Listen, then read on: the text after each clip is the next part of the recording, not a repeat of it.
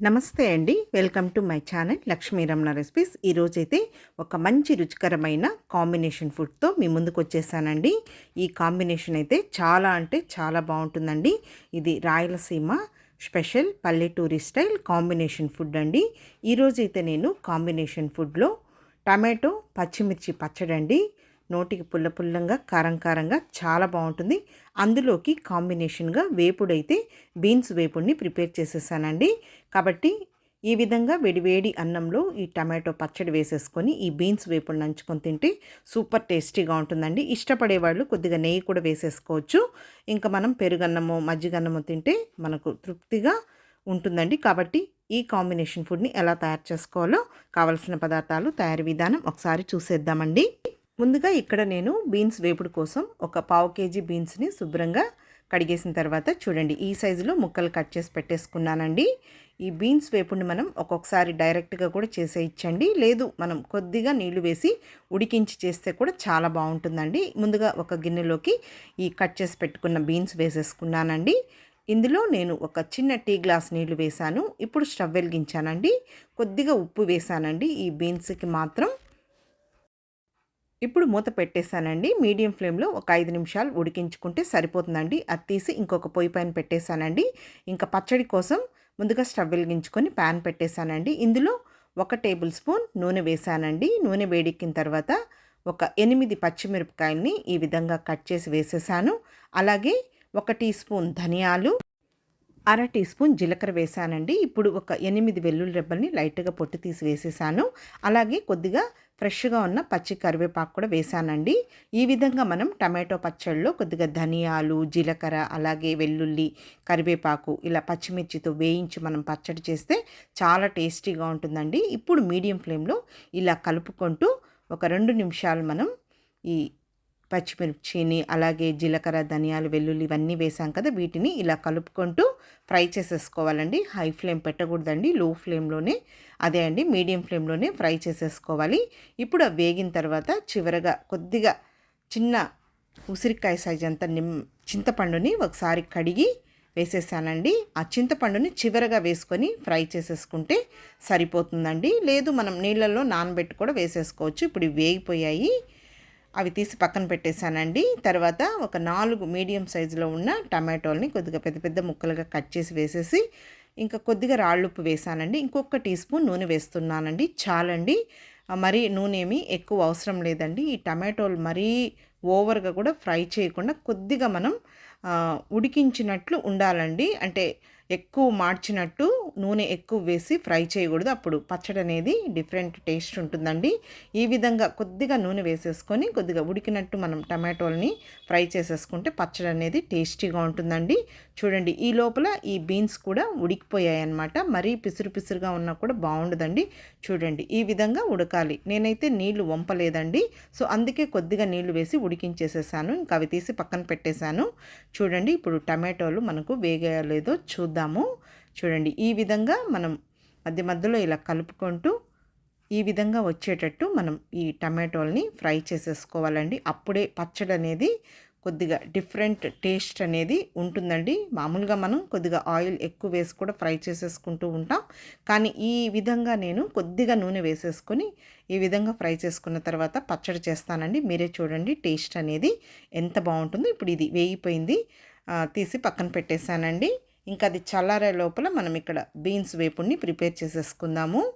ఇప్పుడు స్టవ్ వెలిగించుకొని ప్యాన్ పెట్టేశానండి. 1 టేబుల్ స్పూన్ నూనె వేశాను. నూనె వేడెక్కిన తర్వాత ఇంకా పోపు దినుసులండి. ఒక పావు టీ స్పూన్ ఆవాలు, అలాగే అర టీ స్పూన్ మినప్పప్పు, అర టీ స్పూన్ పచ్చిశనగపప్పు, ఒక పావు టీ స్పూన్ జీలకర్ర వేసేసుకొని అవి మంచి దూరగా వేగిన తర్వాత ఒక ఎండుమిరపకాయని తుంచి వేశానండి. అలాగే ఇందులో ఒక మీడియం సైజులో ఉన్న ఉల్లిపాయని చిన్న ముక్కలుగా కట్ చేసి వేసి కొద్దిగా కరివేపాకు కూడా వేసేసుకొని ఇంక ఈ ఉల్లిపాయ ముక్కల్ని ఒక 2 నిమిషాలు ఫ్రై చేసేసుకోవాలి. మనకు ఈ పోపు దినుసులు అనేది వేపుడులో తినేటప్పుడు పంటికి తగులుతూ చాలా బాగుంటుందండి. ఇప్పుడు ఉల్లిపాయ ముక్కలు వేగిన తర్వాత ముందుగా ఉడికించి పెట్టుకున్న ఆ బీన్స్ వేసేసానండి.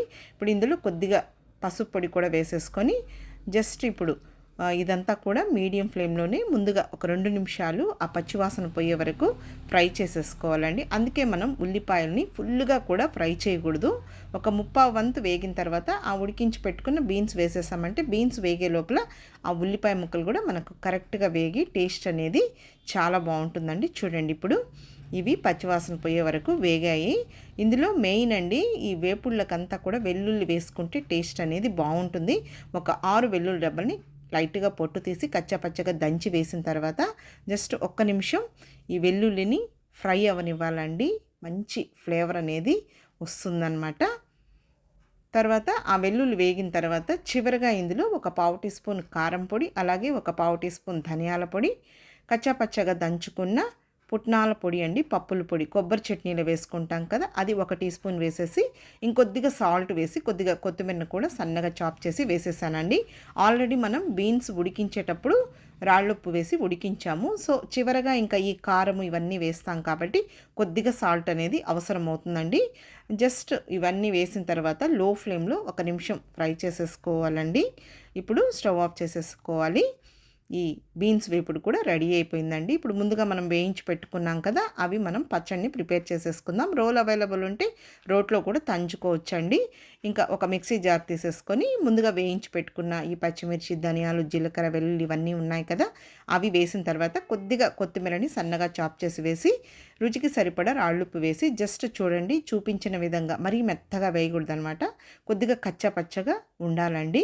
ఈ విధంగా వేసుకోవాలి. మనం ఒకేసారి కంటిన్యూగా వేయకూడదండి. పచ్చడి అనేది మరీ నున్నగా ఉంటే కూడా టేస్ట్ బాగుండదు. మిక్సీలో వేసినా కూడా అచ్చు రోట్లోలాగే ఉంటుందండి. అలా వేసుకోవాలి మనము. ఇప్పుడు ముందుగా వేయించి పెట్టుకున్న ఆ టమాటోని కూడా వేసేసుకొని జస్ట్ స్పూన్తో ఒకసారి అంతా కలిపేసేసుకొని ఊరికే లైట్గా అలా గ్రైండ్ చేసేసుకోవాలండి. మరీ కంటిన్యూగా వేయకూడదు. చూడండి, అచ్చు రోట్లో దంచినట్టే ఉంది కదా అండి. ఇప్పుడు ఇందులో మెయిన్ అండి పచ్చళ్ళకంతా కూడా ఉల్లిపాయ అండి టేస్ట్. ఒక పెద్ద ఉల్లిపాయని చిన్న చిన్న ముక్కలుగా కట్ చేసి వేసుకొని జస్ట్ అలా ఒకసారి అనేయాలండి. మరీ మెత్తగా వేయకూడదు అనమాట. మనకు తినేటప్పుడు ఆ ఉల్లిపాయ ముక్కలు ఉంటేనే టేస్ట్ అనేది బాగుంటుందండి. ఇప్పుడు మనం వేయించి పెట్టుకున్న ఆ ప్యాన్లో కొద్దిగా నీళ్ళండి, మరీ గట్టిగా ఉన్నా కూడా బాగానే ఉంటుంది. చూడండి, కొద్దిగా నీళ్ళు అనేది వేసాను, జస్ట్ అంతా కలిపేసానండి. అంతే అండి, టమాటో పచ్చడి కూడా రెడీ అయిపోయింది. ఇప్పుడు ఒక ప్లేట్ పెట్టేశానండి. ముందుగా తయారు చేసి పెట్టుకున్న ఈ టమాటో పచ్చడిని ఒక కప్పు పెట్టి అందులో వేస్తున్నానండి. ఇంకా ఈ పచ్చడికైతే నేను పోపు వేయనండి, డైరెక్ట్గా ఇలా తినేయడమే.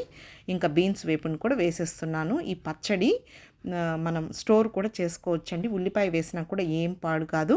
ఇప్పుడు వేడి వేడి అన్నం కూడా పెట్టేస్తున్నానండి. అన్ని బ్రేక్ఫాస్ట్లో కూడా ఈ టమాటో పచ్చడి చాలా బాగుంటుందండి. పెరుగన్నంలోకి అయితే ఎక్సలెంట్గా ఉంటుంది. కాబట్టి చూసారు కదా అండి, ఇలా వేడి వేడి అన్నంలో ఈ టమాటో పచ్చడి వేసుకొని ఈ బీన్స్ వేపుడు నంచుకొని కొద్దిగా ఇష్టపడే వాళ్ళు నెయ్యి కూడా వేసుకొని తింటే సూపర్గా ఉంటుందండి. ఇంకా పెరుగన్నము, మజ్జిగ పులుసు లేదు మజ్జిగ పలుచగా చేసుకొని కూడా తిన్నా కూడా బాగుంటుంది. తప్పకుండా ట్రై చేయండి. ఆల్రెడీ నేను చాలా రకాల కాంబినేషన్ ఫుడ్స్ని వీడియోస్ పోస్ట్ చేసి ఉన్నానండి. చూసి తప్పకుండా ట్రై చేయండి. చాలా తక్కువ నూనెతో టేస్టీగా చేసుకునే ట్రెడిషనల్ వంటలండి. ఒకసారి రుచి చూస్తే మళ్ళీ మళ్ళీ తినాలనిపించే ఈ ట్రెడిషనల్ కాంబినేషన్ ఫుడ్స్ని తప్పకుండా ట్రై చేయండి. ఈ వీడియో మీకు నచ్చితే లైక్ చేయండి, షేర్ చేయండి. కొత్తగా చూస్తున్న వారైతే నా ఛానల్ని తప్పకుండా సబ్స్క్రైబ్ చేసుకోండి. ఇంకొక మంచి వీడియోతో మళ్ళీ కలుద్దాం. నమస్తే అండి.